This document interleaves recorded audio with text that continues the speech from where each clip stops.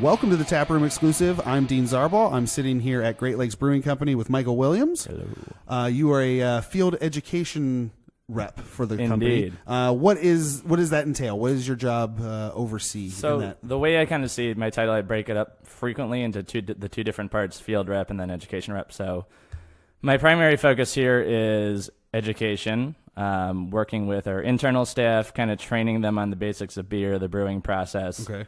Style history, anything that you could possibly want to know about beer is basically what I do, which is great because I basically just get paid to talk to people about beer all the time, right? Which is amazing. That's why I did this. Indeed, right.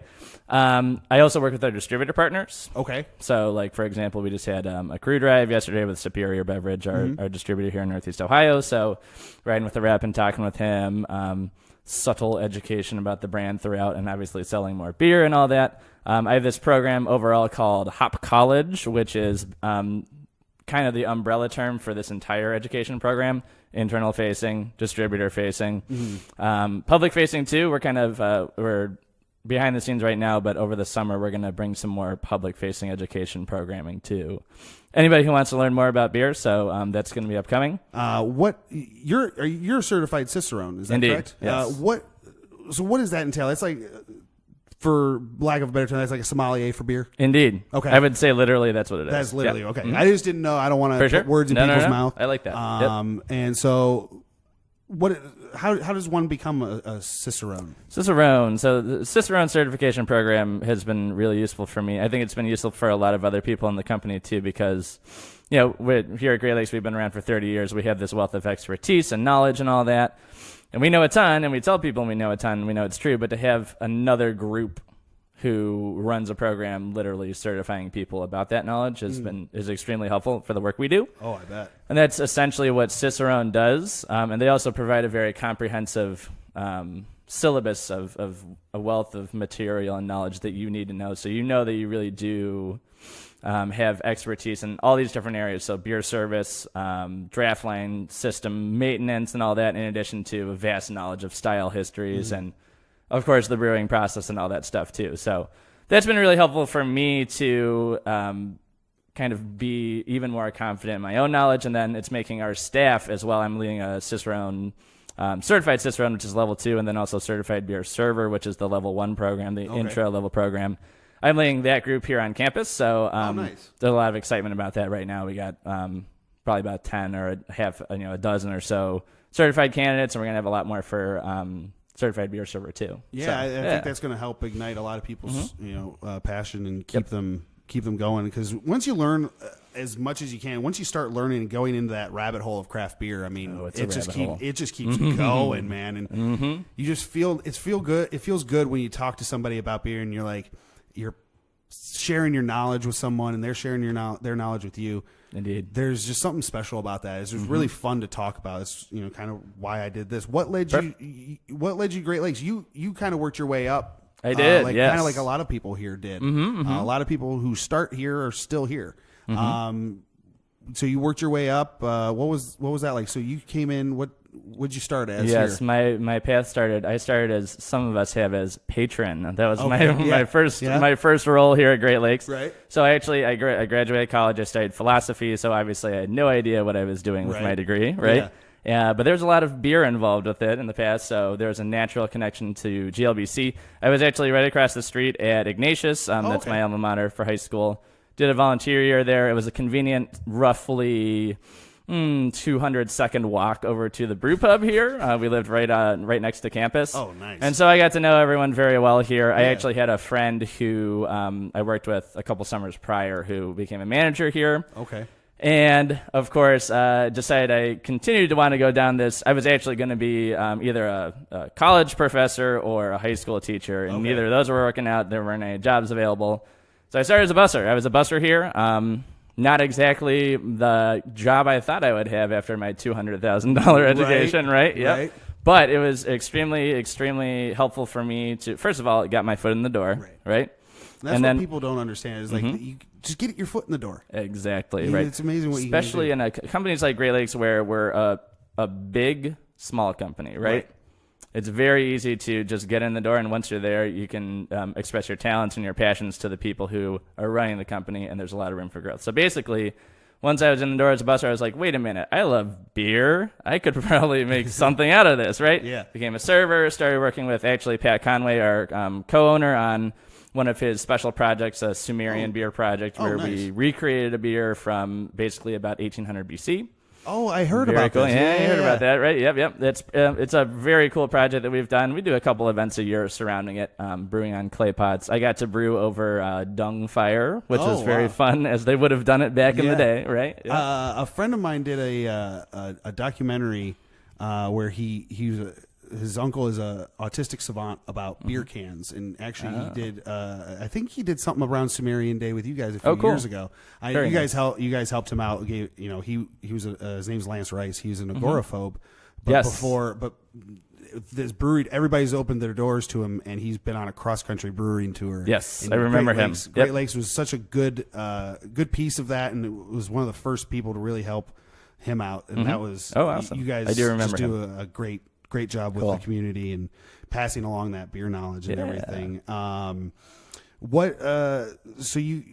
This is your 30th anniversary. Indeed. You guys have brought Holy Moses back. Yes. And not just as a seasonal, as a year-round brew this year. Indeed. What was the inspiration behind doing that, bringing that one back above all else? Sure. So a couple different reasons had us bring this beer back. So, as I'm sure you're familiar too with Heinen's and all that. Crowded marketplace, right? Absolutely.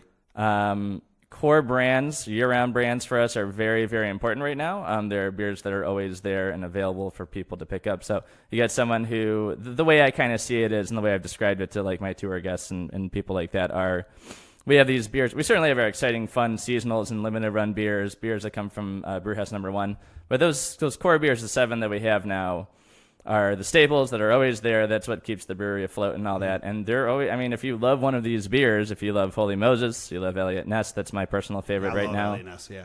You know it's always going to be there and available to buy, right? So that's a win-win for everyone right there, right? So focusing more on those year-round core brands right there is really important. So plugging that into the lineup was kind of a no-brainer. Also, kind of a no-brainer, we just didn't have a wheat-focused beer in the year-round portfolio, and that's obviously a big segment. So we were kind of filling a gap right there for the consumers we can reach out to, right?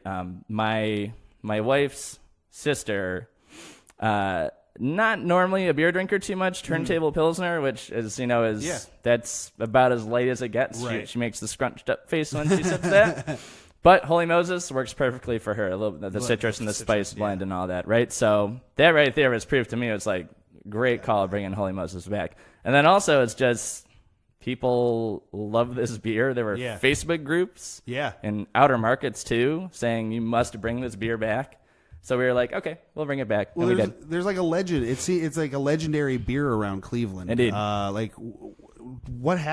that come about? What was? I mean, obviously the beer's phenomenal, but where was this birthed from? Do you know?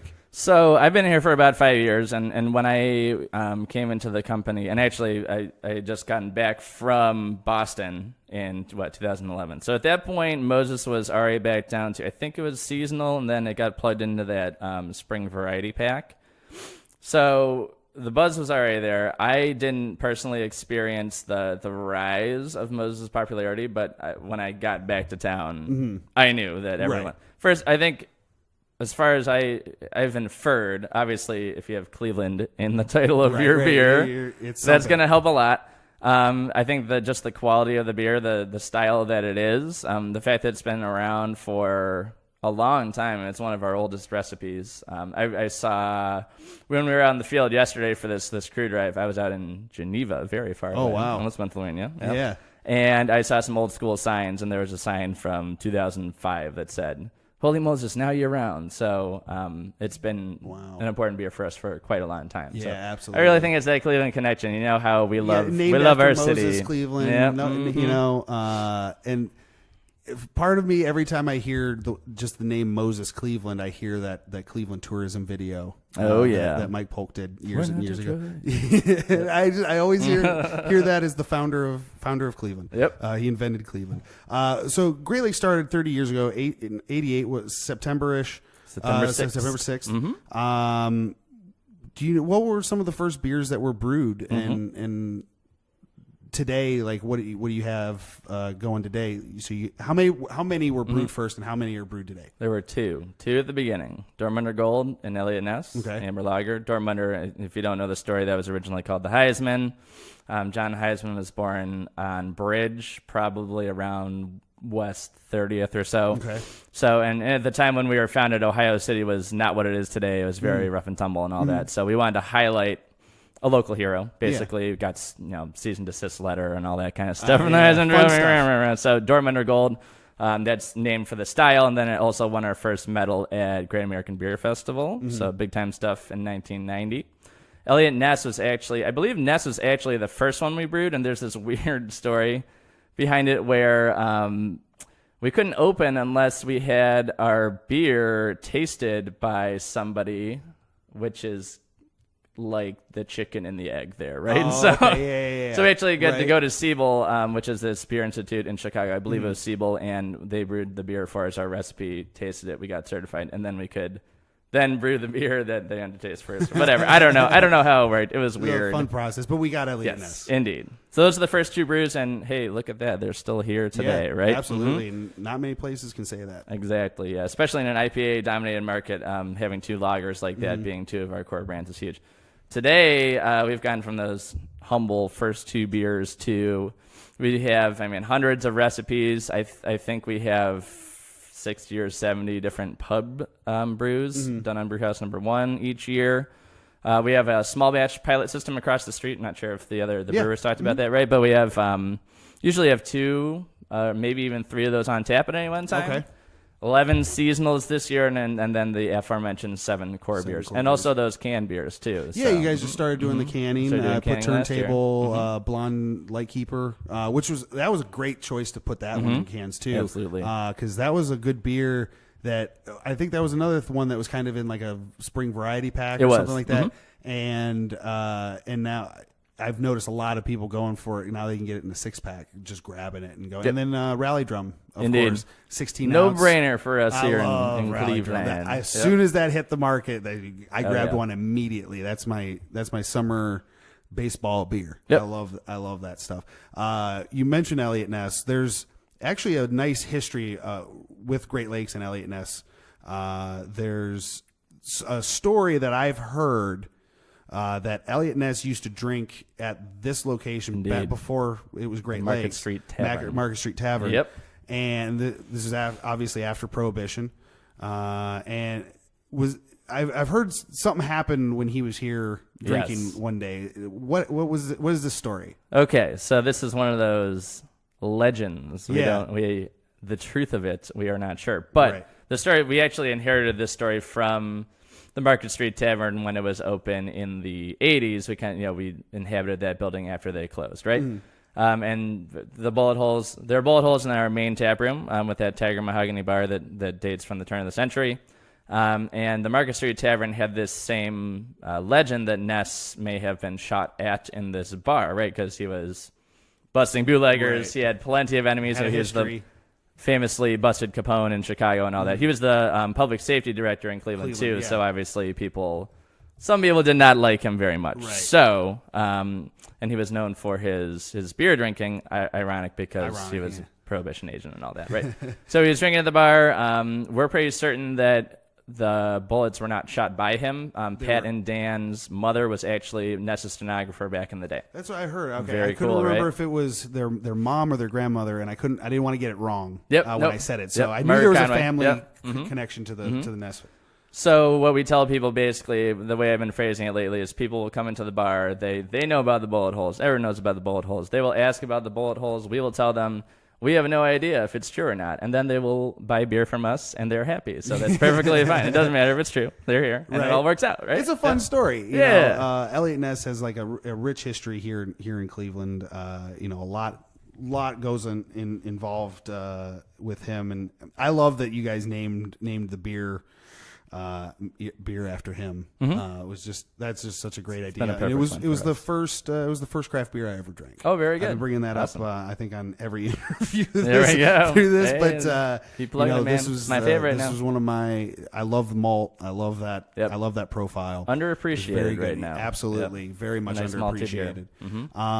Anything else you wanted to get out from Great Lakes before we get going? I think we're good, man. We covered a lot. Yeah, I appreciate. I do too. Yeah. I appreciate you being here. I appreciate your time. That'll do it for our Great Lakes Brewing Company feature. You can follow them on Twitter at GLBC_Cleveland. Find them on Facebook, facebook.com, Great Lakes Brewing Company. And thank you all for listening. Have a good night.